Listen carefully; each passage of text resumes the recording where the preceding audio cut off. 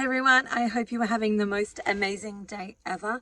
If you're new to my channel, my name's Christina. I'm a naturopath, herbalist and life coach, as well as a carnivore.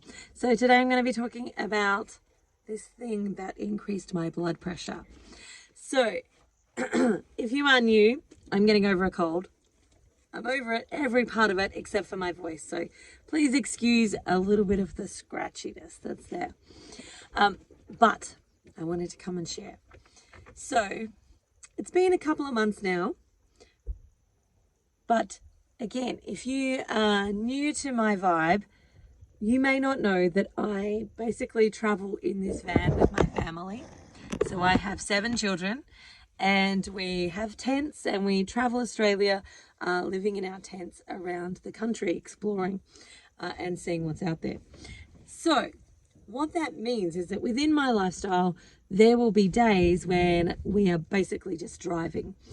So for example, we're about to do another big long road trip, and it's basically probably going to be like an 8 to 9 hour sort of driving day, which is a lot. And I really try to avoid those ones. So we try to not do that as much as possible, but there are some parts where you just kind of need to, or we need to get somebody somewhere faster. So on those days, what will usually happen is we'll try and get up really early, pack everything into the van and start traveling before we eat. So that I like to try and get 2 hours in before we actually have our first stop. And at that first stop, then we're going to like have breakfast and have some food and all of that type of stuff. Fill up the van with, diesel and all of the jazz. Anyway, so because we've been doing that, we've been traveling now for over a year. And so because we've been having some of those road trips happening, what inevitably happens is we'll stop at a petrol station and my husband, who is not carnivore, will go in and get himself a drink. Now, for me, when I'm generally getting a drink, I try and get something like this, which is just like sparkling mineral water with a little bit of lime flavoring in it. There's no sweetener added to it or anything like that. Some of the rural country places that we have been don't have that. They don't even, they have water, but even like, so they've got some flavored waters, which I definitely don't want to be drinking. So some of those flavored waters, oh my gosh, definitely check the back on them because there's a lot of carbohydrates in that. Like you think it's water, right? You turn it over and it's like got 22 grams of carbohydrates in it. So they've put 22 grams of like sugar in it, which didn't need to be there. Anyway, so having been caught out in that situation a couple of times because my husband just goes in and grabs something and he picks whatever he thinks. I'm like, no, I want no sugar. So he got it in his head with no sugar. And so at a couple of places where it's pretty rural and the choices are fairly limited, what he would often bring me back was like a sugar-free Coke. And I was like, okay, that'll help keep me awake because I don't drink coffee. And, I'm the driver, so I do all of the driving. And so, I would drink it on those road trips. And then eventually that kind of just became the drink that I would have when he went in to go pay for petrol and do the things. That would be the thing that he would buy me. And so it became a regular thing on my little drink stand that's in the, just kind of sitting here. And eventually I kind of just started to get addicted to it. I think it's the caffeine spike of like, oh, I'm awake and off I go. Like probably how most people get with coffee, right? Anyway, so I kind of became a little bit addicted and I started to drink it on non-driving days. And then eventually I just started to wake up with a bit of a headache. And I was like, I am suspicious that is that no sugar Coke actually causing that issue for me. And I went and got a blood pressure monitor so that I could have a look and actually, because my blood glucose wasn't changing. It wasn't raising my blood glucose or anything like that. There was no other real sort of signs that it was a problem for me, except for I just started to get some headaches. And so I checked my blood pressure and my blood pressure was high.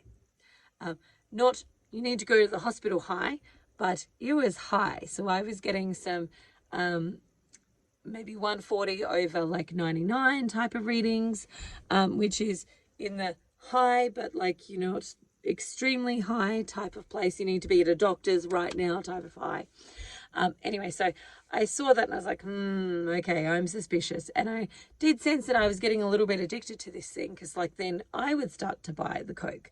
And that for me is like, yep, I think I'm starting to get a bit addicted to this. And so I monitored my blood pressure over a couple of days and saw that it was consistently staying high. And I never really actually had high blood pressure as a specific issue that I'd actually had in my life before. Anyway, I made the decision that needs to go, and I cut that out of my diet. I cut that out of the things that I was having. And I proactively, because I was concerned because I was having headaches. And so I proactively went in and did the things that I would normally do for a client who came to me with high blood pressure. And I, started CoQ10, and I started making sure that I was drinking plenty of water. I started some cayenne pepper to help bring my blood pressure back down. And, removing the no sugar Coke from my diet has exponentially removed that as a problem.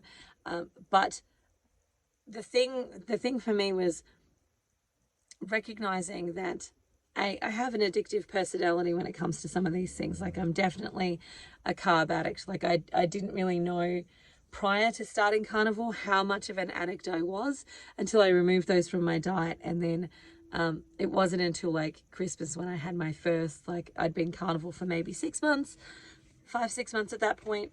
And then at Christmas, I had like Christmas Day. I had pavlova, which is just like a meringue type thing. I don't know how to explain it for US people, but it's just like an eggy, sugary type of dish. And anyway, so I had that on Christmas Day. And that's when I was like, wow, I am such an addict, because like all of the pinging happened. Like, I was looking for sugar everywhere, even in like yogurt and things like that. And I had to like, buckle down and white knuckle it for 14 days to kind of get through those cravings again. But it was interesting to note that. And so just being aware that like, there is a little bit of some addiction there for me. It's easy for me to pick one thing and go for it and like just go, that's okay, that's my little treat. And recognizing that I was addicted to that, but also recognizing that I have probably got most likely a caffeine sensitivity. Now, I wouldn't have picked that up in many other ways because I don't drink coffee.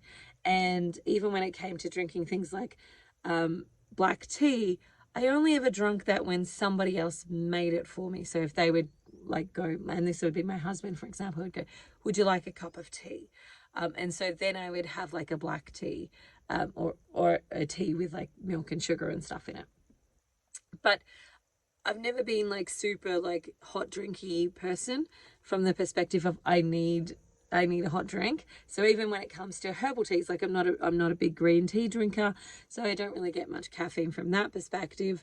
And if I'm going to drink teas, I'm usually drinking some herbal tea. So I'm like the chamomile girl, or the peppermint or ginger girl, or echinacea and ginger and lemon type of girl. That's generally what I'm going to drink.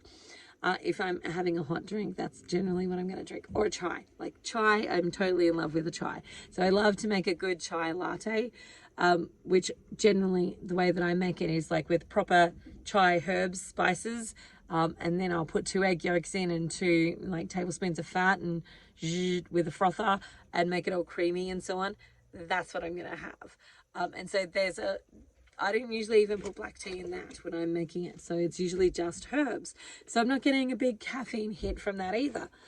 And so it was actually the cola where I would get the caffeine hit. And because it was sugar-free and all the things, and it wasn't, altering my blood glucose, etc.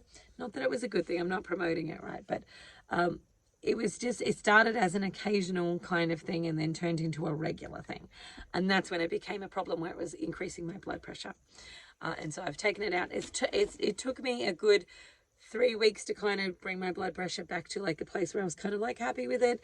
And now it's back into a normal space. It sits basically around that 120/80 sort of ratio, a little bit up, a little bit down, nothing to write home about. But it definitely was the no sugar no sugar Coke that was doing that for me, because it's the only thing that changed. And once I removed that, and I supported myself while it was still high with that CoQ10 and with the cayenne pepper and plenty of water, and so on. White willow's bark is another really good one as well. I supported myself through that phase of it, and it was about 3 to 5 weeks before it became like fully normal again. I recovered it, but I was like, this is interesting to note that sometimes the things that we maybe get away with are not necessarily good for us either. And so I'm back to like probably the worst that I do is these things now, which is basically some natural flavoring, no sugar, water, just to make things, and carbonated, just to make things a little bit interesting when you're having something different. Oh, and the other thing would be some element, which a good friend sent me. So just be mindful when you're having some of those no sugar things that there's also other stuff in them that are not so great for you, and you may not actually be doing so well with the sweetener that they're using either. So what I wanted to say here is, I think, because people ask me, what do you think about, the no sugar drinks or the stevias or the different, no sugar things on the market? Here's my thoughts. One, if you're transitioning from a diet that's got a lot of sugar into it to one that has very minimal, these can be helpful. They can be helpful tools to help wean you out of the things that you're currently having. So for example, if you're currently having Coke and you're trying to change, switching to the no sugar Coke is one of those tools that you can use to help to just remove some of the problems in regards to the sugar itself is keeping an addiction going because it's giving you a dopamine hit. And so it can be helpful just to take away some of the physical addiction by removing the sugar. Then you can work on the habitual addiction and some of the other sabotaging sort of elements that we might actually be doing in those moments. And so I see them as tools. I see them as every so often as something nice to have. But I don't think that they should be long-term, forever, everyday things. And here's the other thing is that there is, something that I talk about in my quest with my carnivore patients and so on, is that we are kind of like Pavlov's dogs in that we have trained our physiology to respond to our experiences and to what we think and feel. Our physiology will respond to that. And so just like Pavlov's dogs, where, he started with the bell and then feeding the animals, eventually the ringing of the bell made the animals salivate because they were expecting or anticipating the food. The same happens with some of these things as well.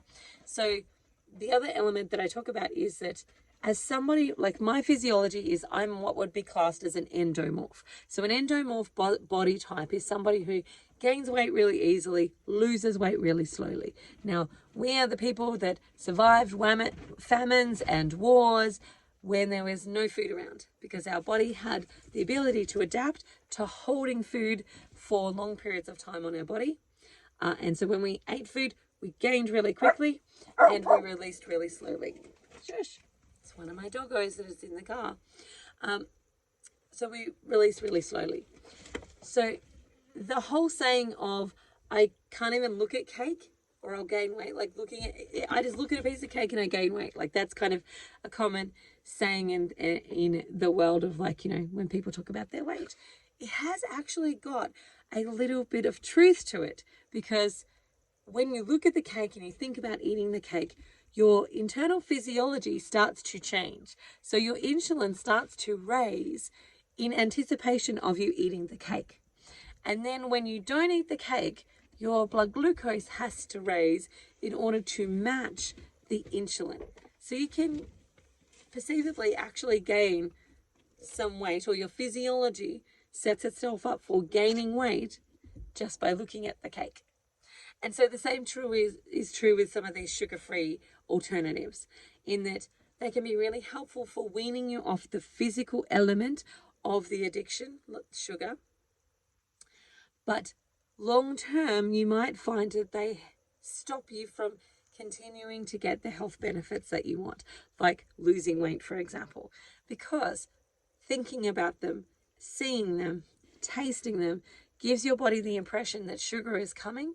And then when the sugar doesn't come, it turns some protein into glucose so that you match your insulin levels and don't go into a coma.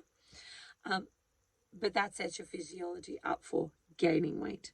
So long term, they're not something that you want to have in there as an everyday food.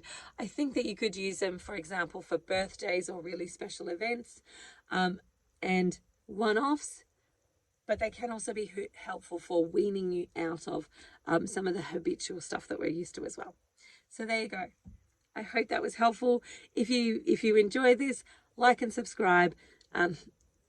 Leave a comment if you want me to talk about something in particular. And I've got a ton of other videos that I have already done, but also want to do in the future. Just waiting for my voice to get a little bit better. All right, bye for now. Have the most amazing day ever, and I'll talk to you again soon. See ya.